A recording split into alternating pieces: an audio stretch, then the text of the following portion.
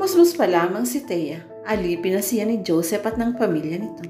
Ngayong dalaga na siya, ay wala pa rin nabago sa katotohanan ng iyon. Alipin pa rin siya at si Joseph ang Panginoon. Ang mahirap pati puso niya ay naging alipin na rin ng mayamang binata. Maaari bang umibig ang isang halipin sa kanyang Panginoon? Talaga bang hindi niyo kaya ang katawan niyo, Tay? Bahagyang tumagilid sa higaan si Mang Nato. Tinutup ang dibdib ng isang kamay na tila mauubo, pero nang hindi mangyari yun, ay pinilit maiangat ang katawan sa higaan na tila gustong bumangon. Huwag na ho kayong bumangon, saway ni Thea sa matandang ama. Mamaya dinalahit na naman kayo ng ubo. Nagpilit ding makaupo sa gilid ng papag ang mahigit 70 taong gulang na lalaki. Hinimas-himas ang tapat ng dibdib. Alam mo naman kung kaya ko rin lang, hindi ako papayag na hindi masilayan man lamang ang labi ni Don Omelio, anak. Kaya lang kahiya-hiya kung dun pa ako sumpungin ng dinlahit na nga ng ubo ang matanda. Napasugod tuloy ng malapit si Thea. Alalang-alalang hinaplo sa likod ng ama. Sabi ko naman sa inyo, huwag na kayong umalis ng higaan. May natira pa ba sa salabat ko, ha? Hirap na sabi ni Mang Nato nang sa wakas ay mahinto sa pag-ubo. Sanay na si Thea na kapag inuubo ang ama ay salabat ang hinihingi nito.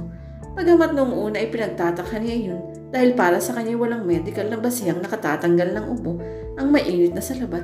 Kalaunan ay waring nahawa na siya sa paniwala ng ama dahil kadalasan namang humuhusay ang pakaramdam ng matanda kapag nakakainom nga ng mainit na salabat tuwing aatakihin ng malalang ubo. Meron pa ho, sabi niya, iniwan kong nakasalang sa kalan, teka't kukuha ko kayo. Tinungo niya ang maliit nilang kusinaan at pinagsali ng ama ng mainit na salabat sa isang sartay ng kapihan. Nakahiga na uli si Mang Nato nang bumalik siya sa silid nito. Pikit na waring natutulog, nakapatong ang pinagsalikop na kamay sa tapat ng sikmura.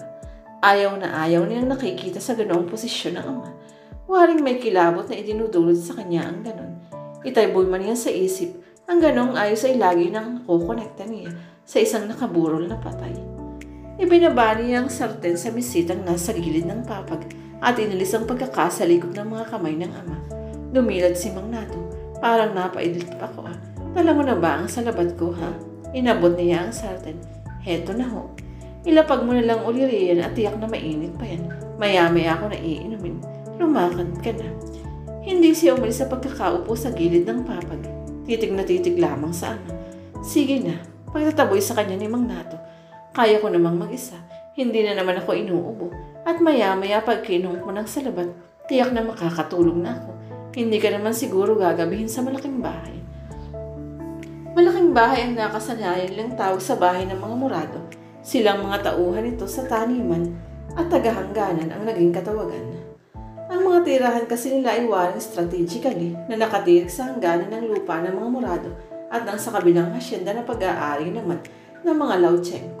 Ang hanay ng mga bahayang iyon, ang waring niya nagsisilbing partisyon ng dalawang malawak na lupain ng dalawang pinakakilalang pamilya sa Labrador. Bakit ba ganyan na lang ang titig mo sa akin, ha? Waring nangingiting tanong ni Mang Nato kay Thea. Hinawakan niya ang yayat na kamay ng ama. Ilang saglit na pinagmasdan ang butuhan at kay rami ng kulubot sa balat niyon. Nakada naman siya ng awa sa ama. Kung pa-espital na lang kaya tayo, Tay. Ano? Nagpakita ng pagkabaghan sa anyo ng matandang lalaki. Pa-hospital bakit? Wala naman akong grabing sakit. Natiyak natin noon pa mang nagpapatingin tayo. Yung ayaw na yatang umalis ng ubo ko ay talagang sintomas na ng pagtanda. 74 na ako, anak. Ang lakas ko naubos na sa lupa. Pasalamat nga tayo na hanggang ngayon buhay pa ako. Yung mga kasabay ko'y matagal lang natabunan ng lupa. Napayuko siya. Ayaw niyang maisip ang katotohanan na sinabi ng ama. Natatakot siyang mapag-isa. Tingnan mo na lang yung si Don Emilio. Abay di hamak na matanda pa ako ng anak. Nakita mo't namamahinga na siya ngayon. Atake naman ho sa puso ang ikinamatay niya. Sakit naman talaga yun ng mayayaman. Kasi hindi bata ang katawan nila sa trabaho. Oo nga, kaya naman hindi ako nagtatakang hanggang ngayon narito pa rin ako. Ipa-hospital mo ako at baka lalo lang madali ang buhay ko, anak. Saka nga hindi tayo mayaman para isipin mo mga ganong gastos, hanay. Nakangiti si Mang Nato na tila pinatatawa siya. Sa bagay ay tuturoon man ang sinasabi nito. Ang kita lamang niya sa asyenda ang inaasahan nila. Mula nang manghina ang ama, siya na ang umako ng mga trabaho nito sa pataniman. Exposed na siya sa mga gawain doon. Sa pagkabata kaya madali niyang nagampanan. Moderno pa ang mga gamit sa bukid ng mga Morado, kaya kahit babae kayang-kaya niya ang mga trabaho roon. Ang mahigpit 10 hektaryang lupain ng mga Morado ay kombinasyong taniman ng pinya, saging, lansones at atas. Ang alam niya, may lupain pa ang pamilya sa ibang bahagi ng Davao na ang pangunahing produkto naman ay pumeno o suha. Sa mga produktong iyon yumaman ang pamilya Morado. Ang alam niya, lately ay pumasok na rin sa export market ang matandang doon dahil naging ekselente ang uri ng kanilang mga ani noon pang nagdaang taon. Isang bagay na sa kanya ibinibigay ng matandang doon ng credit dahil daw sa masusoy niyang pangangalaga at walang katapusang pag-eksperimento kaya nakamit nila ang ganong excellence. Sa bagay ay totoo namang hindi lamang niya ginawa ang ini-expect sa kanyang trabaho. Kahit paano nakapag-aaral naman siya, kaya naging madali sa kanya ang pag-unawa sa mga babasahing may kinalaman sa produktibong pagtatanim. Nang lumaon ay parang siya na ang naging katiwala ni Don Emilio sa Bukirin. Munting kibot ay siya ang kinukonsulta. Ang ibig nga noon ng matanda ay sa malaking bahay na sila manirahang mag-ama. Como ito na lang at si Doña Cecilia ang naroon bukod sa mga katulong. Hindi sila pumayag dahil bukod sa nahihiya siya, maprinsipyong tao ang kanyang ama. Hindi ito payag ng parang wala silang sariling pamamasaysay at waring nakikita na lamang sa ibang tao. Hindi bali ng di umanong mahirap basta makataas ang noo sa lahat ng oras. Sa bagay ay hindi rin naman niya gustong mapatira sa malaking bahay. Una, hindi ang Paris niya ang para roon. Ikalaway, nahihiya siya sa maaaring sabihin ng nag-iisang anak ni na Don Emilio at Doña Cecilia na si Joseph. 5 taon ang tanda sa kanya ni Joseph. Kahit paano nag-abot din naman ang kabataan nila, pero hindi masasabing naging magkalapit sila ng lalaki. Minsan man hindi niya ito nakalaro, hindi nakausap ng matagal o nakatalamit yang. Oo nga't nag-aaral sila sa iisang paaralan nung nasa elementarya pa. Iisa ang malapit na paaralan sa Labrador, kaya raw ay nagkakasama-samang mahihirap at mayayaman. Hindi sila naging malapit sa isa't isa, kahit na nga nasasabing sila sa iisang lugar lamang nakatira. Sa batang isip, ang turing niya noon sa pamilya Morado ay Panginoon. Natural na ang naging tingin niya kay Joseph ay munting Diyos. Hindi niya pwedeng kausapin ng kaswal. Hindi maaaring basta-basta lapitan, lalong hindi pwedeng kalaruin o kaibiganin. Kahit na nga sa simpleng pagharap kung hinihingi ng pagkakataon, ay nakadarama siya ng pangunti kapag kinakausap siya nito noon. Kapares na lamang noong 9 na taon pa lamang siya at si Joseph ay 14. Isinama ito ng ama sa taniman at tatsyempo namang kasama siya ng ama. Madalas naman talaga siyang isinasama ng ama sa trabaho dahil nag-iisa siya sa bahay kapag walang eskwela. Ang inay niya ay namatay di umano sa pagsisilang sa kanya. Ang kinis-kinis noon ang tingin niya kay Joseph sa kasuotang puting polo, may maikling manggas na nakaparagan sa pantalong maong. Nangunti tuloy siya nang sa panghuhuli ng tutubi ay lapitan siya ng lalaki. May mga putik sa ibang bahagi ng damit niya at kupas ang suot niyang may mga sira pa. Di ba ikaw yung anak ni Mang Natoy? Tanong ni Joseph. Nato, hindi Natoy. Maging siya ay nagulat na parang pagalit ang sagot niya. Gusto nga niyang magsisi dahil napatitig sa kanya si Joseph ng matigilan. Isumbong kaya siya kay Don Emilio o bilang amo rin niya ay sapakin siya nito. Pwede kaya yun? Sako pa rin ba kaya yun ang pagiging mag-amo nila?